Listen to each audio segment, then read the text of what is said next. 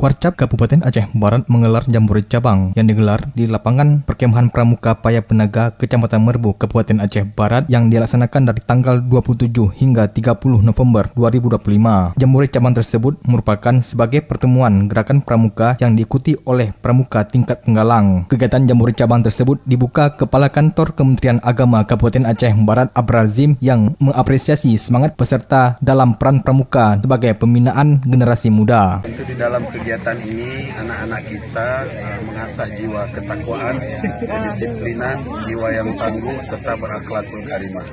Dan nanti anak-anak ini setelah kita digabungkan dengan baik oleh kakak-kakak pembina dan yang terbaik nanti akan kita kirim di tingkat nasional. Tentu kita apresiasi membawa nama baik Aceh Barat ke tingkat nasional. Kegiatan Jamkar Jambore cabang tersebut merupakan sebagai wahana pembinaan yang berkarakter mempererat persaudaraan serta menumbuhkan rasa cinta tanah air bagi seluruh peserta. Ia juga menambahkan kegiatan tersebut berlangsung dengan mengusung tema menumbuhkan rasa kebangsaan yang berbineka tunggal ika, nasionalisme, serta berupaya mewujudkan bangsa Indonesia yang berkeimanan dan bertakwa. Reporter RRI Melabuh, Arif Rizalul melaporkan.